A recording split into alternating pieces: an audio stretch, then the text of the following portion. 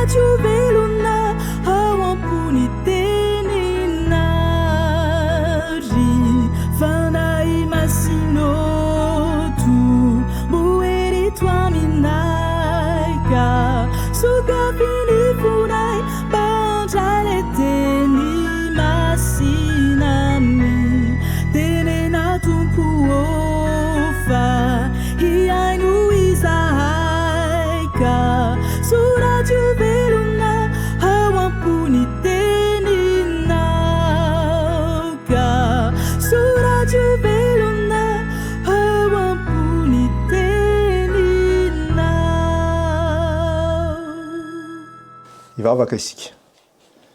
Any masina tsy andian-danitra misaotranao zay no izao fotoana zay omenona izao. Ahafahanay mieno ny teninao, ahafahanay midera ny anaranao sy mivavaka amin'izany anaranao izany. Mamonjafy foray malala mamelantsy famindianay ka ny fotoana zay ohatrehana eto dia ambany fitarian'ny fananao masina. Anaran'i Jesosy. Amen. Faly miarahaba ray aman-dreny Alain, ary faly miarahaba antsika tsirairay avy izay manaraka izao fotoana izao ihany koa. Torak' izany koa ny tenako sabity miarahaba andry ary miarahaba atsika mpiaino sy mpijery. Lohahevitra lehibe no hodiny antsika mandritra n'ity conférence ity izay mitondra ny lohateny hoe nohavaozina. Lohahevitra roa no resahanao misy ny lohahevitra ara-panahy ary misy ihany koa ny lohahevitra ara-pahasalamana. Ny ara-panahy dia mitondra ny lohateny hoe ny faharetan'ny finoana. Resaka momba ny fahasalamana kosa dia manao hoe ny fahasalamana manova ny fiainana. Invité anankiroa no asaina amin'ity herinandro ity. Azo tenena ve izy aby ireo? Misy ny mpandahateny amin'ny famelabelarana ara-panahy dia ny pastora Andriaparatiana Fanera, ary misy ihany koa ny mpanao ny famelabelarana ara-pahasalamana dia ny profesora Andriamanarivo Mamlalatiana. Ny lohahevitra ara-pahasalamana androany izay hitantsika rehefa avy eo dia ny hoe miha-tanora tsy mila fandidiana. Mahaliana? Tena mahaliana tokoa. Be da be mihitsy ny lohahevitra izay hodiny antsika mandritra n'ity herinandro ity. Manasa anareo mba anaraka izany fandaharana izany amin'izao fotoana izao.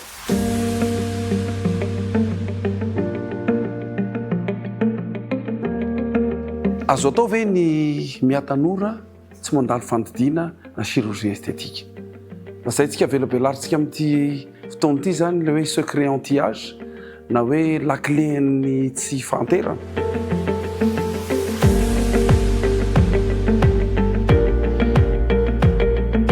Andriamatoa Laurent Alexandre tamin'ny 2013 chirurgien izy io, spécialiste momba ny anti-âge, dia ny teny mazava manao hoe misy amintsika reto ny iaina arivo taona.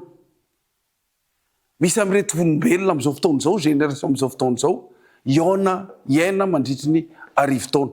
Amin'izao fotoana izao tokoa manko ny ataontsika hoe ny modification biologique, ny fahaizandra olombelona mikarakara ny atao hoe biologie cellulaire, dia misy an'ilay hoe azo atao tsara amin'ny manam-pahaizana zany no manalava ny andro iainan'ny olombelona.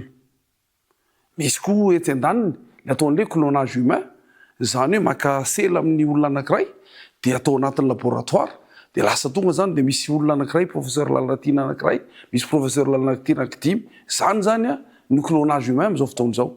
Dia ankoatran'izany koa dia misy an'ilay hoe transplantation d'organes. Efa be dia be zany amin'izao zany hatramin'ny avokapoka ary vita ny transplantation d'organes. Ny foie vita ny transplantation d'organes. Efa mandroso dia mandroso ny fahaizana amin'izao fotoana izao ny zanak'olombelona.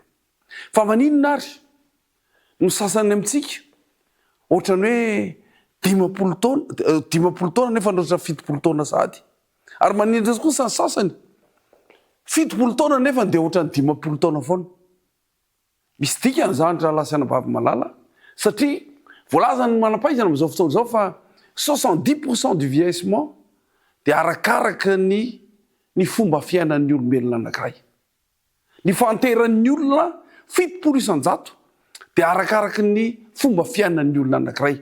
Ny 20 ka hatramin'ny 30 isan-jato ny fanterana ihany no atao hoe d'origine génétique na amin'ny alalan'ny génétique izany. Ao amin'ny boky ny Salamo, andiny faharoa amby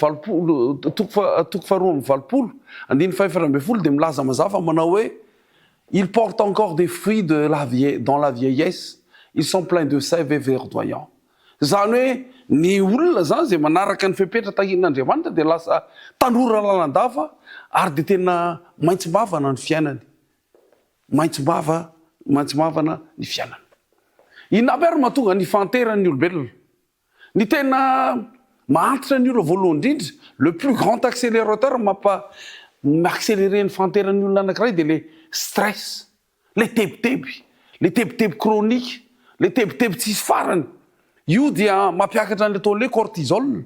Io cortisol io zany ny ataon'ilay l'hormone du stress dia mahatonga ny fahateran'ny sela. Zay ny voalohany indrindra. Faharoa, manimba ilay hoe collagène. Io collagène io mampirakidraikitra ny hoditra, manala tsy mahatonga ny olona anankiray misy rita. Ary ny fahatelo dia manena ny ataon'ilay défense immunitaire. na ny ataontsika hoe fiarovana amin'ny vatantenan'olombelona izany. Fa ny tena zava-baovao hitany manam-pahaizana amin'izao fotoana izao, anisan'ny hoe tena mahatonga n'le fanterana koa zany dia le hoe io le stress io mirakorsi manafoy le ataon'le hoe télomère. Le télomère io zany ny mpiaino isany dia io le karazana zany hoe satroky ny ADN moa zany le tena hoe maha-olombelona amin'ny maha-olombelona. Dia rehefa foy zany le télomère io noho ny zany stress izany. Raha dinihana zany dia tsotra. Ny atao hoe stress zany dia ohatran'le moteur tena mitorona à fond, miodina be mandritry ny alina ray manontolo ary mandritry ny andro ray manontolo zany hoe tsisy akijanona mihitsy. Dia fifarana dia vizana le moteur dia vizana koa ohatr'izany koa ny fiainantsika olombelona. Inona ary ataon'le facteur aggravant zany hoe vao maika manaratsy mampabe an'izay le manahaingana zany fahanterana zany. Dia voalohany indrindra ny tsy fampiana torimaso. Ny tsy fampiana torimaso dia tena azo lazaina fa mahantitra ny olona anankiray. Aussi izy fitenenana manam-pahaizana zao hoe dormir peu c'est vieillir vite. Dormir peu c'est vieillir vite. Zany hoe raha tsy tena tsy matory foana zany ianao dia vetivety kely ianao dia ho lasa antitra ho azy. Ny faharoa dia le hoe sédentarité, le tsy mipetraka mihitsy fa le mipetraka foana dia eo ambony seza dia mijery télé dia sady mitsakitsaky kely dia mipetraka eo dia tsy mipetraka zay foana maraina ataondro hariva. Zay le hoe sédentarité io tsy mbo mihetsiketsika mihitsy. Zany koa zany mahantitra ny olona anankiray. Fa amin'izao fotoana izao dia misy atao anisan'ny tena fantatra manam-pahaizana amin'izao fotoana izao fa tena manafaingana an'le fanterana dia le hoe alimentation transformée. Zany hoe le karazana sakafo rehetrarehetra hovaina, ireo boîte de conserve maro samihafa zay feno eny amin'ny grande surface dia ho an'ny olona reny vidy tsaramaso dia le boîte de conserve tsaramaso no vidiana, tsy mividy eny an-tsena fa vadiny reny vidiana. Io zany ny fihinanana ireny karazan-tsakafo zay azo lazaina fa hita eny amin'ny grande surface reny ao anaty boîte de conserve reny, le aliment transformé reny dia reny tena manafaingana ny fahateran'ny olona anankiray. Anisan'ny tena manafaingana koa dia le hoe isolement social. Tandremo le hoe petrapetraka rery foana dia eo dia kifikify foana dia tsy mbo miresaka amin'ny olona mihitsy fa fandray daoly ny olona rehetrarehetra dia izy tsy mbo miaraka amin'ny olona, tsy mbo miresaka amin'ny olona, mitoka amin'ny ery. Zany koa anisan'ny manafaingana ny fahanterana zany. Dia ny farany dia hoe ny tsy fampiny le atao hoe sens spirituel, le ara-panahy. Ny ara-panahy dia tena zava-dehibe amin'ny resaka ady amin'ny fahanterana ity zany. Satria rehefa tsy manana le sens spirituel io anao, rehefa tsy manana le finoana io anao, tsy manana le fanantenana ianao dia kify sy ketraka. Ary dia zay manisan'ny mahatonga ny olona anankiray mety ho antitra izany. Inona aby ary ataontsika hoe vahaolana, ataontsika hoe secret mba hahatonga antsika tena ho lava andro iainana. Dia voalohany dia le hoe activité physique, fanaovana fanatanjahantena. Vao lazany le dokotera anankiray le manao le secret anti-âge teo, le hoe misy amintsika reto miaina mandritry ny arivo taona, toy izay hoe tsotra mandehandeha manao la marche 30 minutes isan'andro dia efa ampy anisan'izay manalava ny andro fiainana izay. Io zany dia karazana ataoko hoe le mouvement c'est un médicament gratuit. Ny fihetsehana dia fanafody maimaim-poana. Ary io tsy haintsika tsy manararaotra an'izany fanafody maimaim-poana zany satria tena zava-dehibe izy io. Ny fanaovana fanatanjahantena koa dia voamarika fa ça diminue l'inflammation. Le inflammation io manko any anatin'ny selany dia karazana hoe tsy fetezana anatin'ny selany dia io mahatonga an'le aretina maro samihafa koa. Dia fanaovana fanatanjahantena zany dia midiminuer an'izany atao hoe inflammation na tsy fetezana eny anivon'ny sela tsirairay avy zany.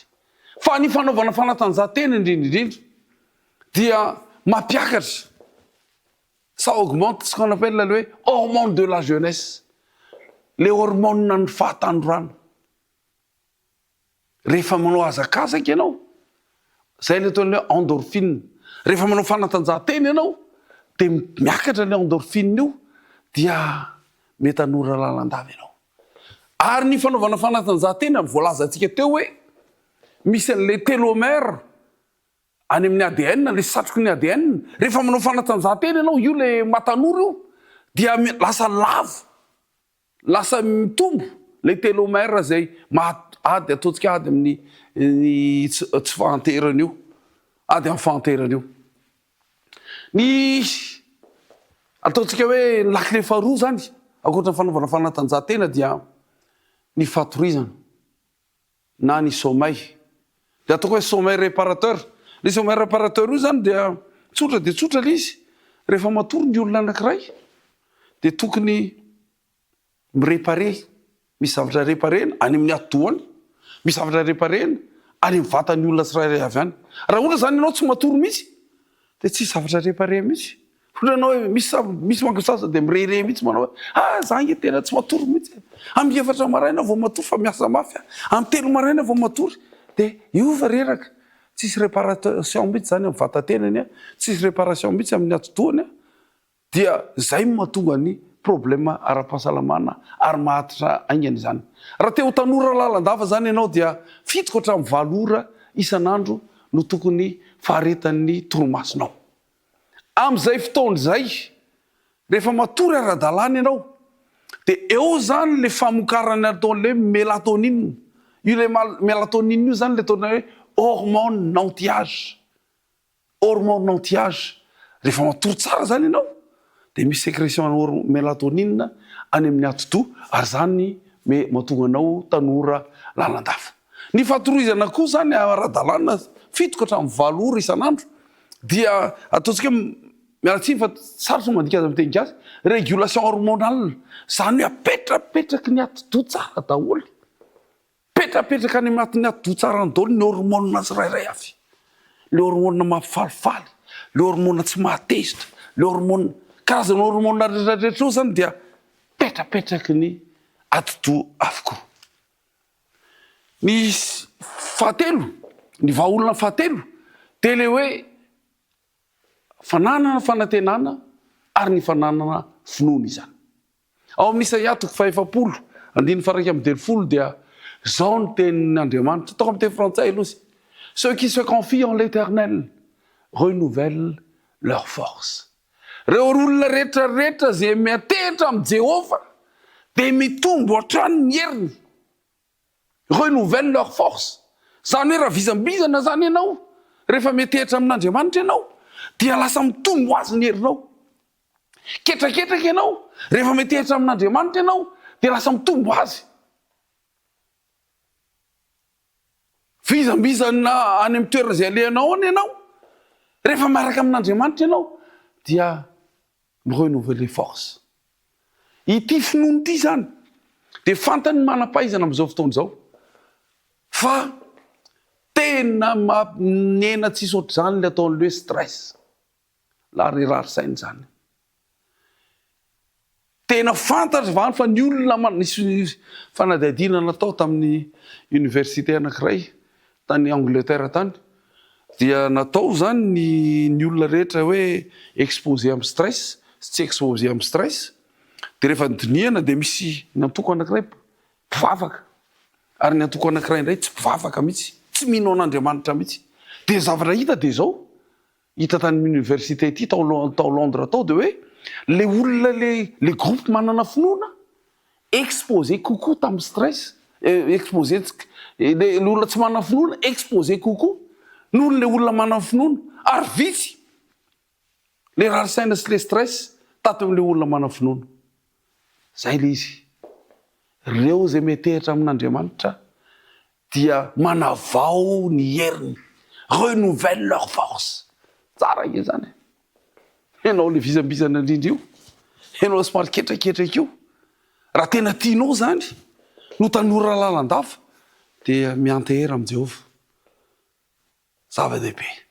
Ao anatin'izay finoana zay ihany koa de hoe ny prière, ny fivavahana de diminuer le cortisol du stress.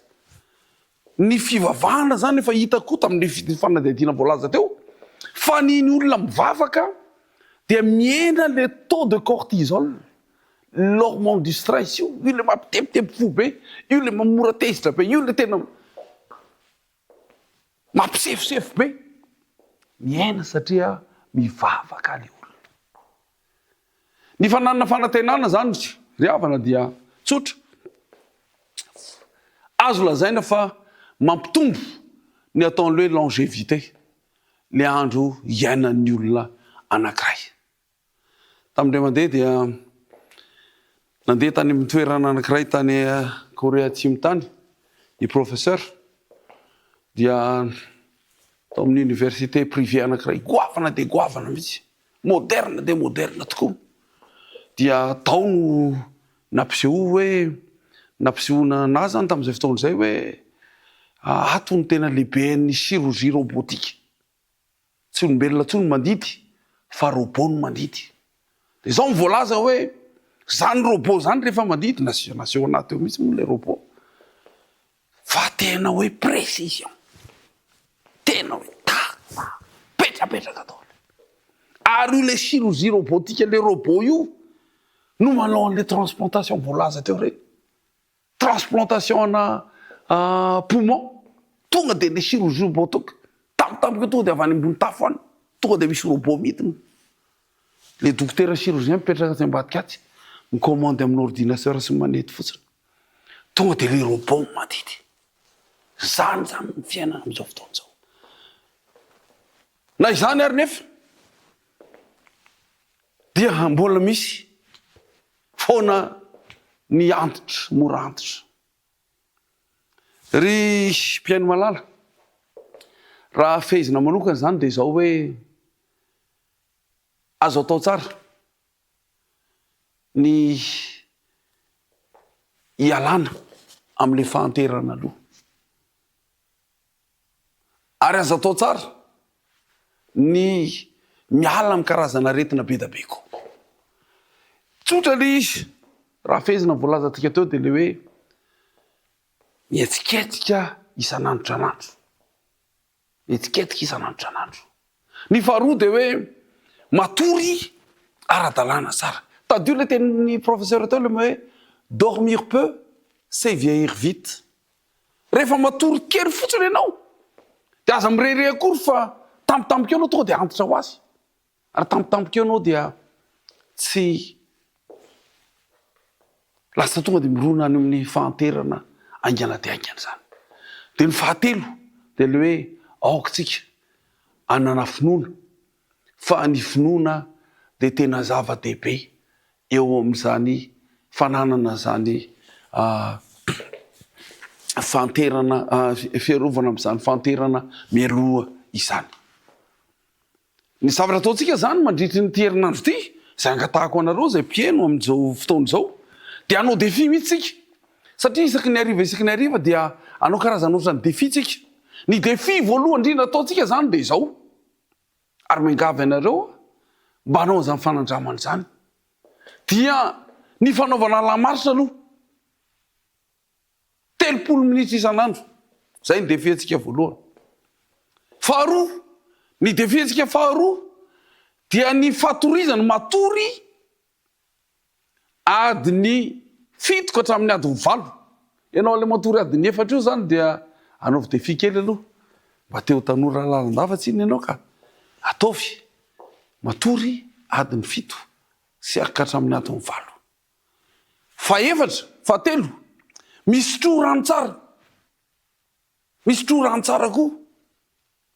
Zany hoe raha teo salama lalandava ianao, teo tanora lalandava, de misotro rano amin'ny 2 litra sasany isan'andro eo. De mandritra ny 7 andro zany de 2 litra sasany rano sotroana. Zay koa ny zavatra ho ataontsika mandritra ny herinandro ty. Ary fahatelo farany dia le hoe prière na le vavaka izany. Ny vavaka tadio tsara le Isaia 7:1 tao. Renouvelle notre force. Zavatra tena tsara zany de hoe i-renouveler force sika mandritra ny herinandro ty. Misy fijoroana vavolombelona tiako zaraina amintsika kely eto mpamaranana zao dindinika amin'ity andro voalohany ity zao. I professeur zay manoloana antsika ity dia afaka mijoro vavolombelona amin'izany ady amin'ny fahanterana izany. Satria isan'andro afatsy ny sabata ihany dia manao sport isan'andro. Eo amin'ny 5-7 minitra eo manao sport. Alohany andanina any bloc opératoire alohany anaovana fandidiana faran'izay goavana be reny dia manao sport aloha vao maraina. Dia izaho koa tsy misakafo anelanelam-potoana izany mihitsy. Tsy misakafo anelanelam-potoana izany mihitsy. Satria io koa manko tsara manamarika eto fa le fihinanana sakafo be loatra io dia tsy mahatsara mamizana amin'ny vatatena ary tsy dia tena mitondra fahasalamana loatra. Tsy misakafo anelanelam-potoana, ny sakafo tena hohanina dia ny voankazo sy ny légumes izany. Ny voankazo sy ny légumes izany. Ary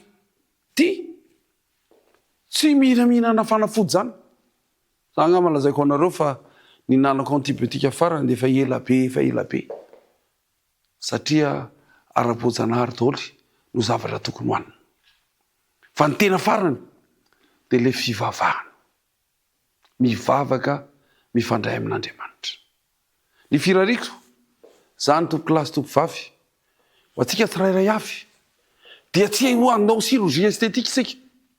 Tsy hovaina ny oronao na hovana atao rhinoplastie, atao abdominoplastie, fa tena rhinoplastie naturelle nataon'Andriamanitra amintsika.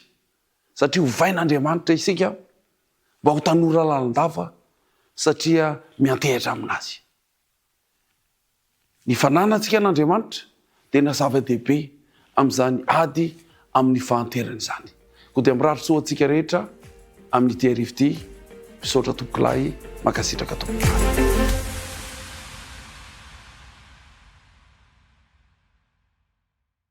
Hiditra amin'ny famelabelarana mpanandry isika zay hoentin'ny pasteur fanera dia lohahevitra amin'izany rava ny fanantenana.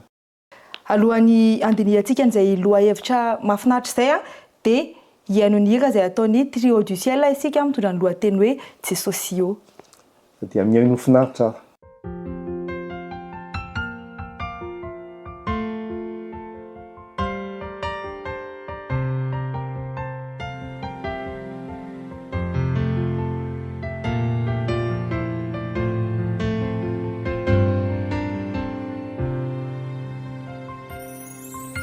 Jesosio tsy misy miafinamina eritreritro rehetra sy ny fisanako mianjahanjy ho anatrehanao ny fipetrako sy ny fitsangako tsy mendrikao noho ny anaranao. Jesosio tsy misy miafinamina eritreritro rehetra sy ny fisanako mianjahanjy ho anatrehanao ny fipetrako sy ny fitsangako tsy mendrikao noho ny anaranao. Tompo mamindrafo amiko mamelany fahotanko fa malemy sy usao milany fanadiovanao. Tompo mamindrafo amiko mamelany fahotanko fa malemy sy usao milany fanadiovanao.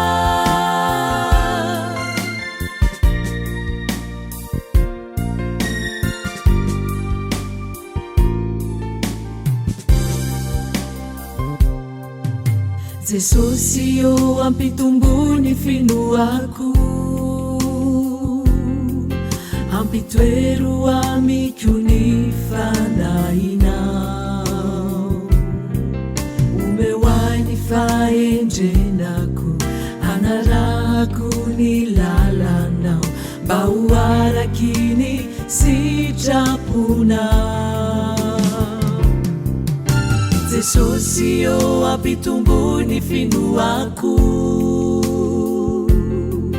ampitoero amiko ny fanahinao, omehoany fahendrenako, anarako ny lalanao, mba ho araky ny sitraponao.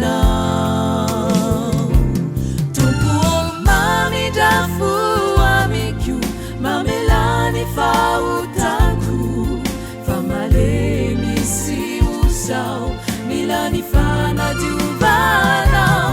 Tompo mamindrafo amiko, mamelany fahotako, fa malemy sy osao, milany fanadiovanao.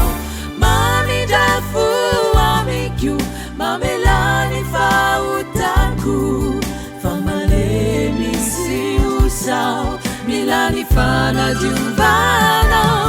Tompo tahihona ny fianako, tahio mendrika oso, fa niriko eo anilanao, iara-tsambatra mandraky izay.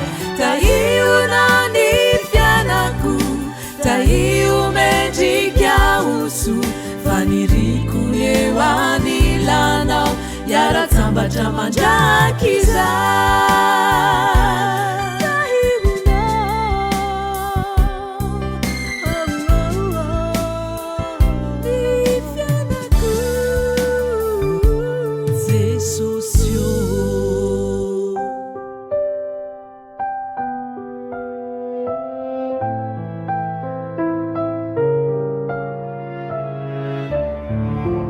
Amin'ny fifalena ry havana malala no hiara-manatsika noho ny fahasahoan'Andriamanitra dia tafahoana isika hanomboka an'izao fitoriana ny filazantsara izao conférence izay andraisantsika afatra avy amin'Andriamanitra mandritra ny herinandro. Dia hiaraka eto isika andinika n'ilay loha-hevitra izay fahitantsika ao aorianao ny hoe nohavaozina faharetan'ny finoana.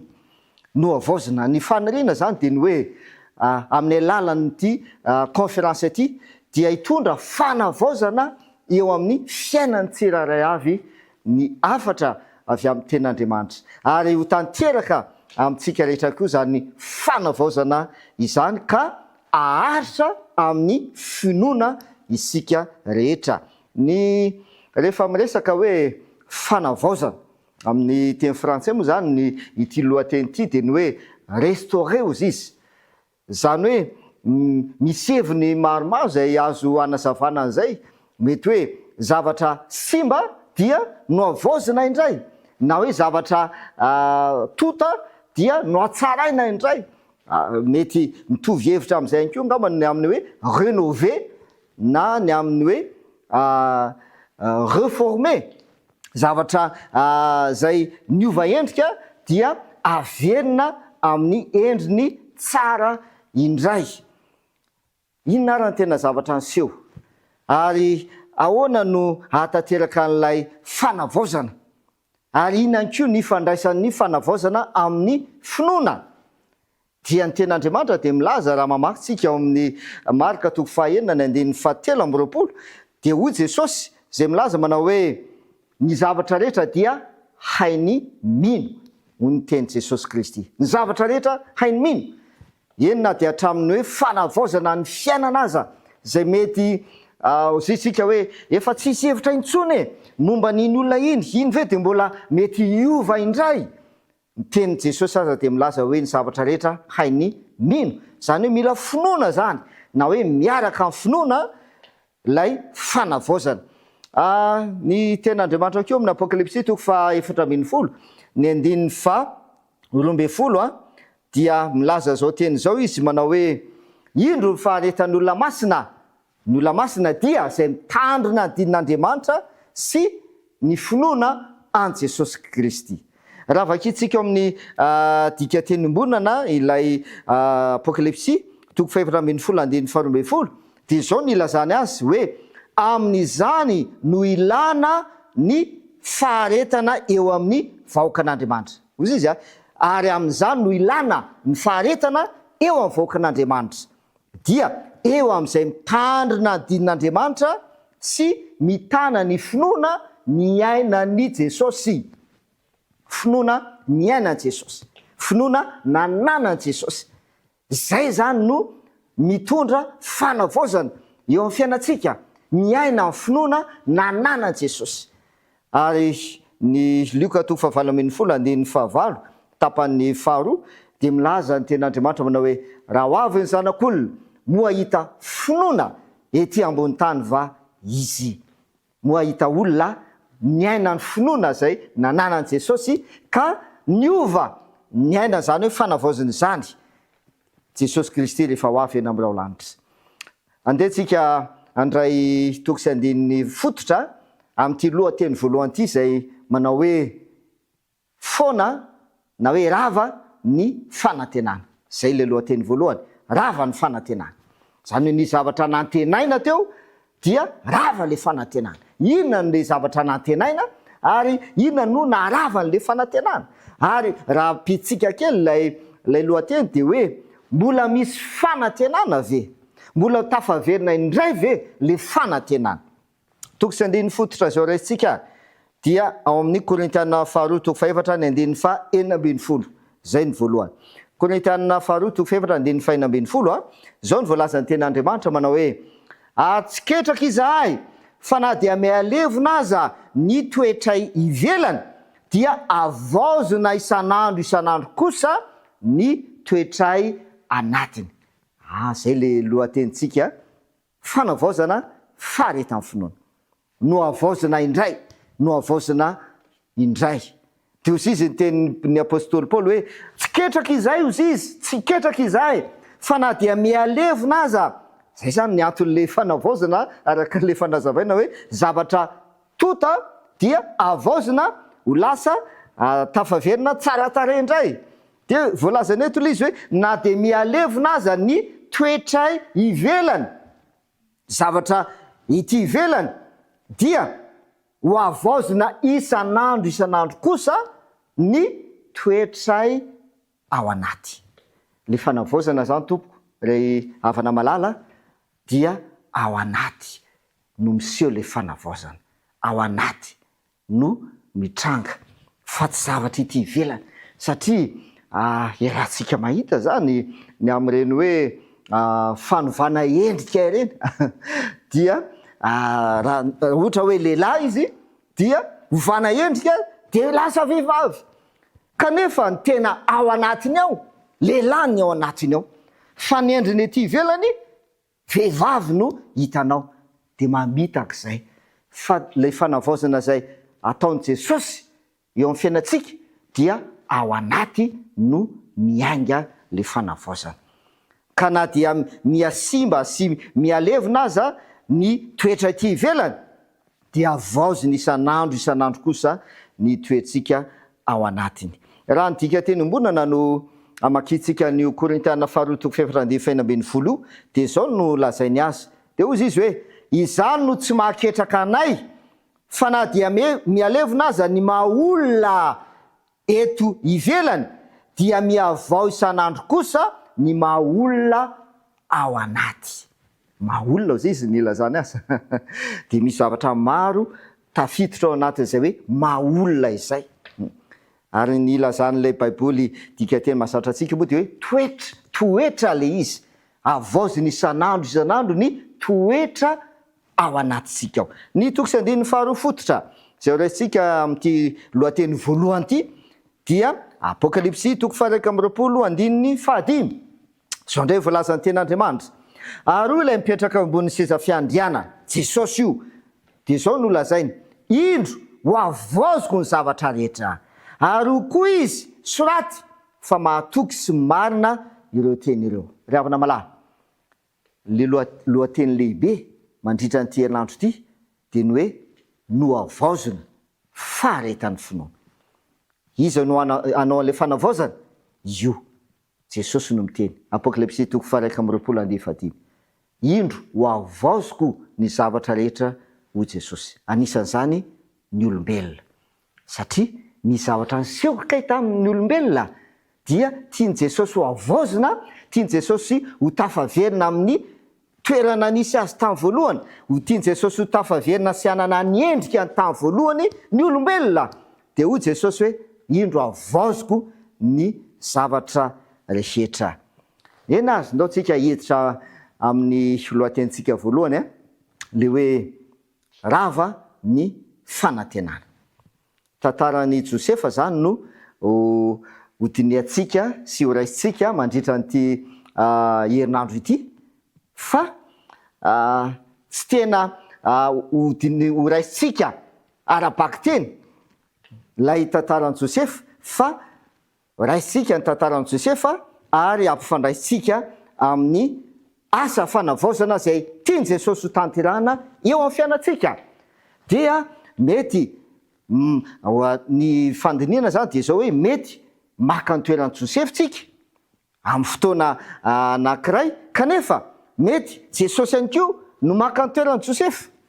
Fa arakaraka ny fandiniantsika ny ten'Andriamanitra sy ny fiainan'i Josefa no anatratrarantsika le tanjony dia ny hoe no avaozina ary maharitra amin'ny finoana isika. Ndao aranompotsika hijery kely ny momba ny Josefa ary. Ahoana mo ny mombamomba ny Josefa ao amin'ny Genesisy no andeha vakitsika. Genesisy toko fa 30 dia vakitsika ny 7:20 sy ny 4:20. Genesisy toko fa 30 ny 7:20 sy ny 4:20. Zao mivaky ny teny amin'ny anaran'i Jesosy. Ary nanananankizy Rahely io, zay vadiny Jakoba, reny Josefa, ary nanananankizy ka niteraka zazalahy, dia hoy izy, efa nahafatondromaso ahy Andriamanitra, dia nataony hoe Josefa ny anarany. Ka hoy izy, Jehova ne mbola hanampy zazalahy iray ho ahy koa. Zay zany no naterahany Josefa.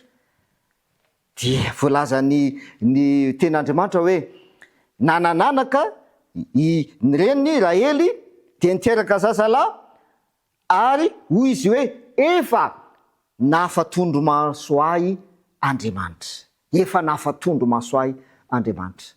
Tamin'ny naterahany Josefa tompoko dia afatondromaso ny reniny zay niteraka azy. Misy toejavatra ohatrohatra zany koa miseho eo amin'ny fiainantsika. Hoe indraindray isika noho ny amintsika dia afatondromaso le raitsika dia Andriamanitra izany. Ary zay ny tena tanjona zay tiana hotratrarina amin'ity conférence ity, mba ho afatondromaso Andriamanitra le raitsika amin'ny alalantsika zanany, satria tsika dia antsoina hoe zanak'Andriamanitra. Dia nomena anarana lay zazalahy zay teraka dia nataony hoe Josefa no anarany, zay midika hoe Andriamanitra hanampy na Andriamanitra hanaisotra. Zay midika le Josefa. Andriamanitra hanampy, Andriamanitra hanaisotra. Dia ohatrany hafahafa le dika le anarana, kanefa tena zay mihitsy ny fiainan'i Josefa.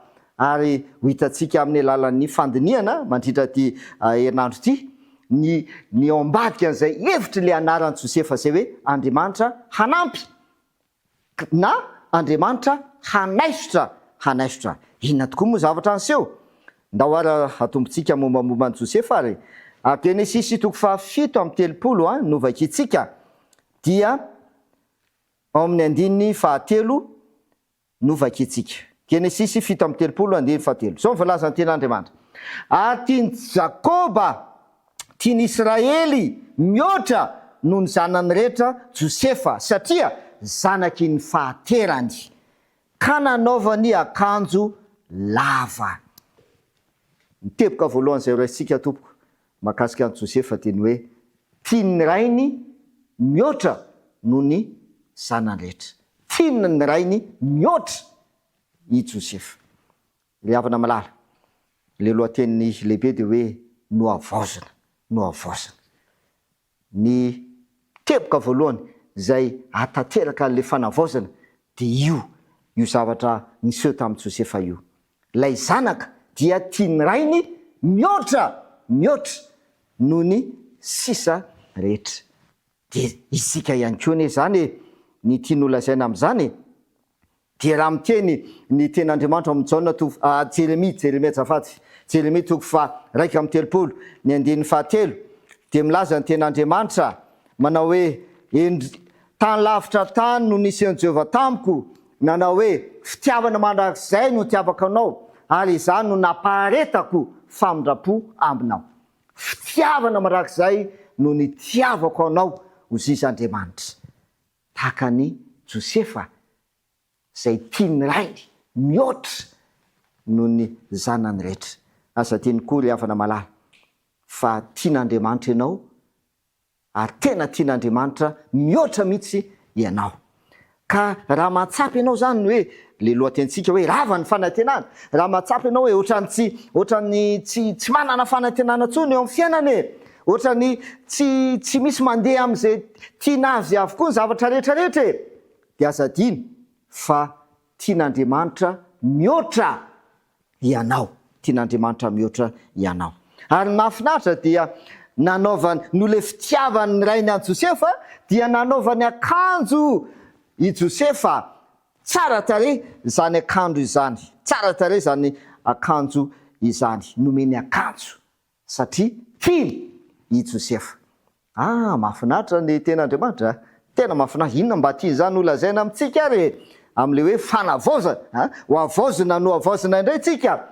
Voalohany zany de hoe tiany raitsika isika, tena tiany raitsika mihoatra indrindra isika. Fa miaraka amin'izay dia omeny le rainy akanjo le zanaka.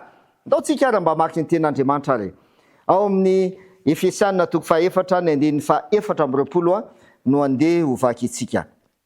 Efesianina 4:4 de zao voalazany ten'Andriamanitra de hozy izy: ary mba ho tafianareo ny toetra vaovao izay noforonina araka an'Andriamanitra. Le raitsika zany no namorona an'ilay fitafiana. De hozy izy: mba ho tafianareo ny toetra vaovao izay noforonina araka an'Andriamanitra amin'ny fahitsina sy ny fahamasinana momba ny fahamarinana. Misy fitafiana zay noforon'Andriamanitra, le raitsika io de nomena atsika le fitafiana tahaka ny Israely nanome fitafiana ny Josefa satria tiany Josefa. De toy zany koa tsika riavana malana satria tian'Andriamanitra isika dia nanao fitafiana izy de nomena atsika le fitafiana mba ho tafianareo izy le toetra vaovao. Zay zany le hoe no avaozina le toetra tsika no avaozina, de le toetra taloha efa nialana dia no tafiana toetra vaovao isika. Zay ny voalazan'le ny apôstôly Paoly amin'le Korintana faharoa zay vakitsika tana voalohany hoe tsy ketraka izay fa na dia mialevina aza ny toetray ivelany dia avaoziny isan'andro kosa ny toetray anatiny. Fitafiana kay miaseho an'le toetra zay fitafiana nanaovan'ny Josefa zay nomeny rainy azy. Ankehitriny ihany koa dia tiany mianao zany fitafiana zany le rainao sy any an-danitra, le raitsika sy any an-danitra tiany mianao an'izay fitafiana zay koa izy.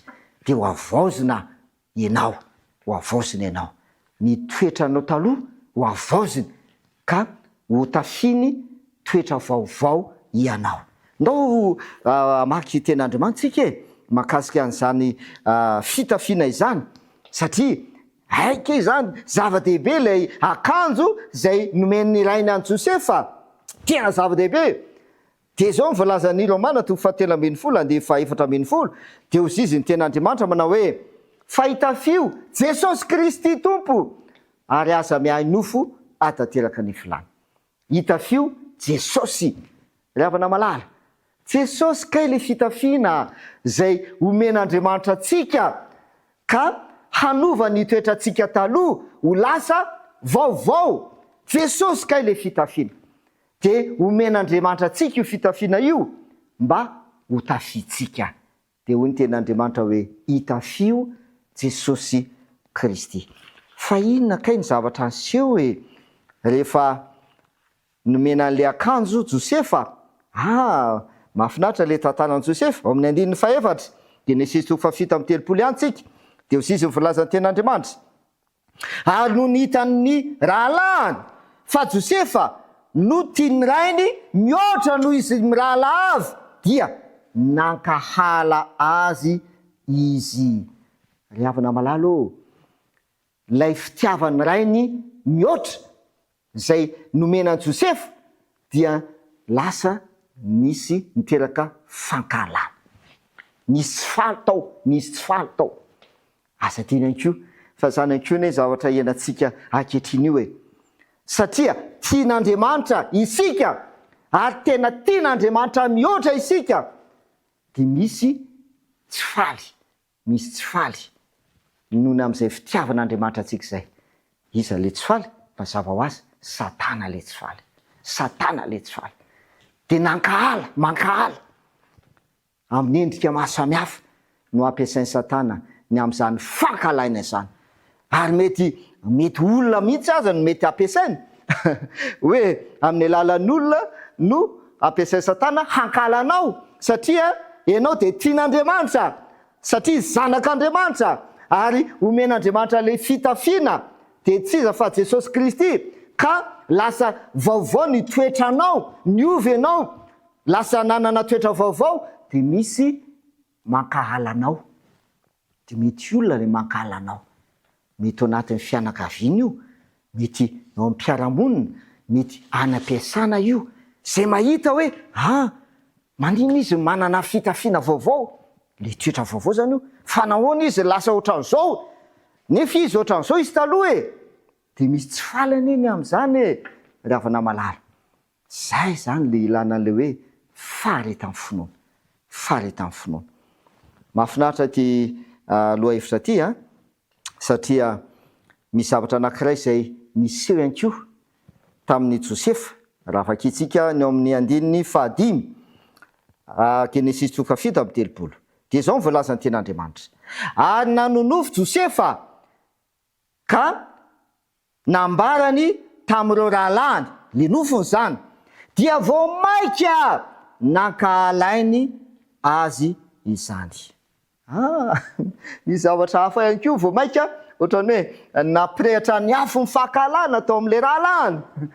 Ankoatran'le akanjo izay nomenan'i Josefa, ankoatran'ny fitiavany rainy azy mihoatra, dia voalaza eto nanofo Josefa, dia nambara tamin'ny rahalahiny ireo nofony, dia nankahalany rahalahiny. Vao maika natonga ny rahalahiny nankahala azy izany nofony Josefa izany.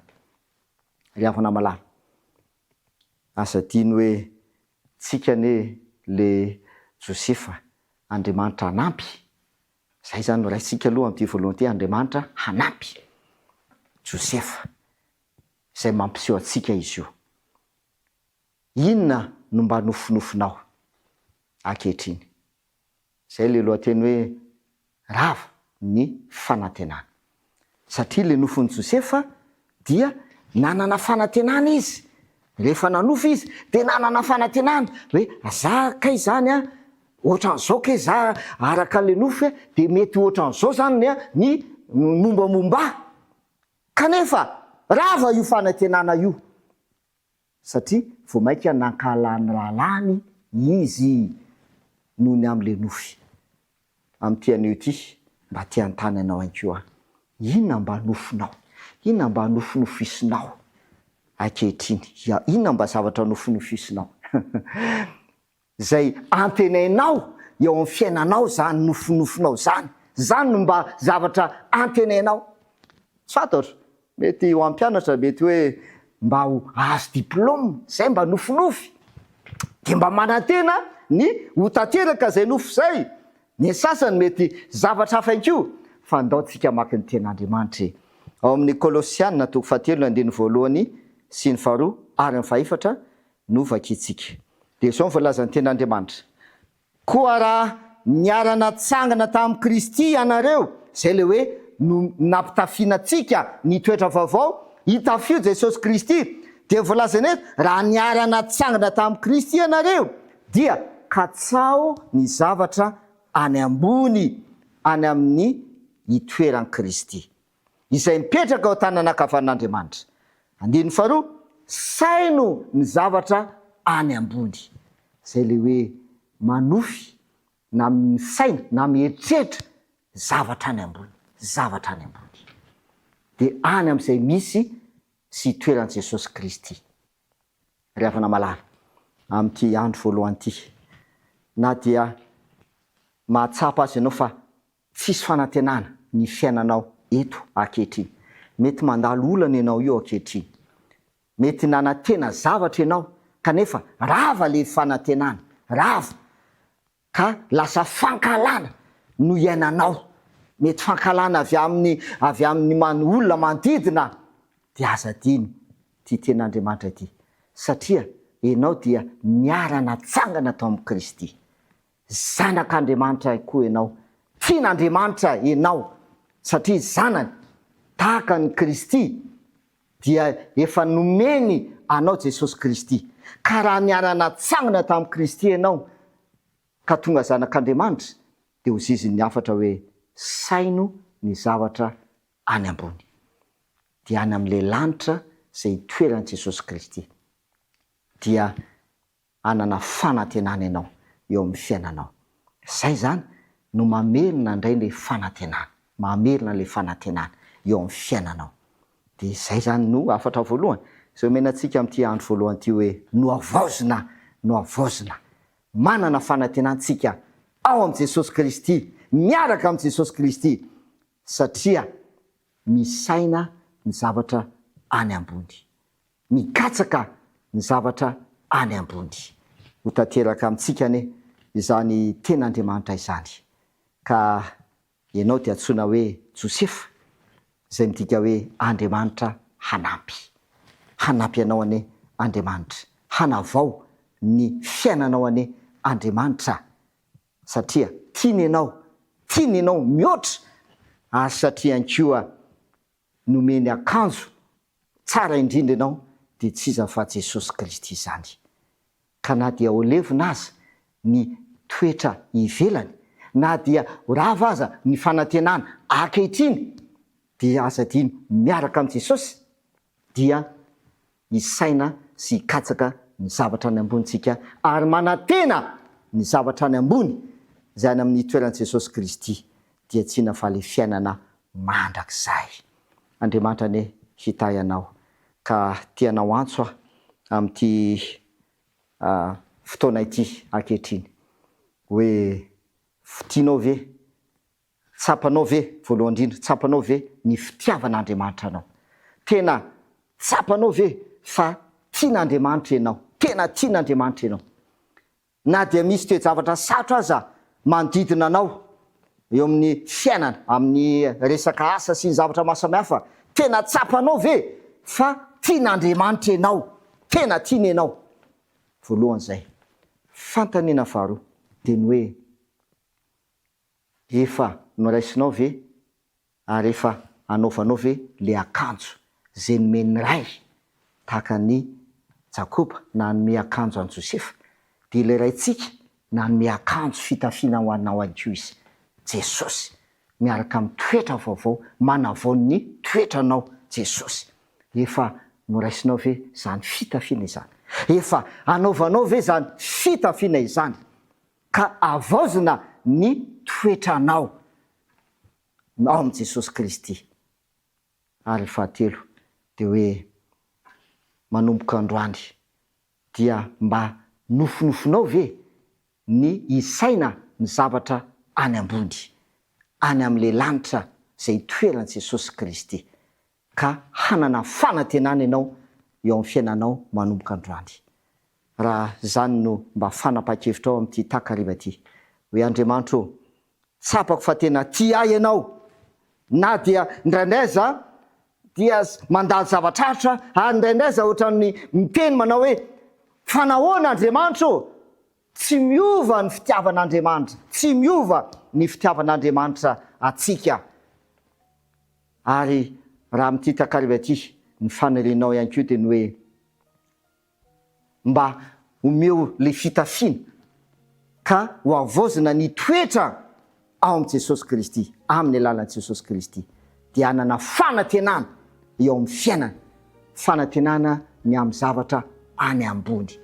Raha mba zany ny fanerenao amin'ity takariva ity andro voalohany, dia manasanao mba hanangana ny tananao, mba ho hitan'Andriamanitra le rainao izay any an-danitra ny fanerenao, ary hitan'i Jesosy ihany koa fa tena vonina ny ho avaoziny ianao araka ny teny hoe indro, izy no miteny indro avaoziko ny zava-rehetra ao izy, tianavao anao zany izy, tianavao ny toetranao izy, dia atsangano tananao raha zany ny fanerenao amin'ity takariva ity. Andeha hiaraka hivavaka isika.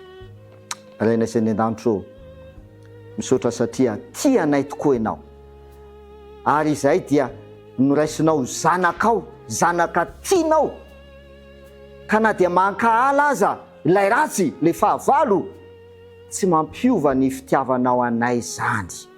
Misaotra koa satria manome anay fitafiana ianao, dia tsy iza fa Jesosy Kristy izay manavao ny toetra anay, ka nananay toetra vaovao ao amin'i Jesosy, ka nana fanantenana izay ny amin'ny zavatra any ambony, dia le fiainana mandrakizay izany. Amin'ny anaran'i Jesosy, amen.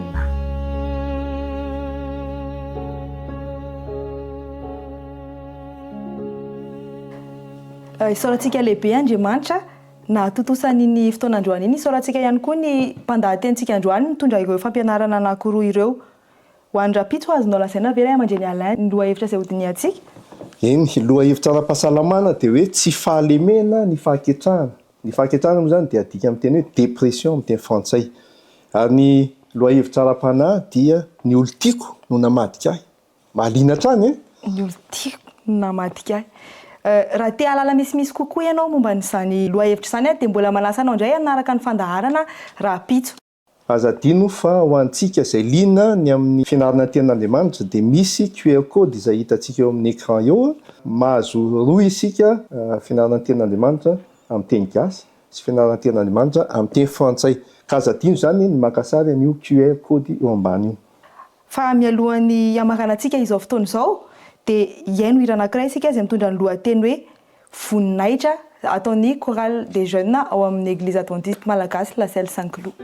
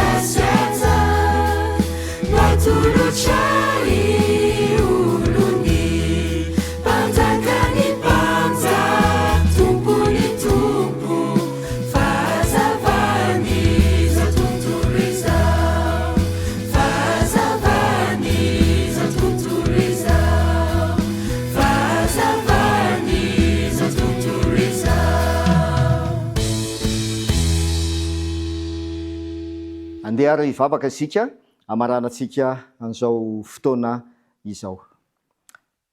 Andriamanitra raina izay ny an-danitro isoranainao noho ny famindraponao sy ny fitiavanao ka afaka nandray afatra avy aminao zahay izay nonay fa hitondra fanavaozana eo amin'ny fiainanay tsirairay avy ka nananay fanantenana miaraka aminao amin'ny anaran'i Jesosy. Amen.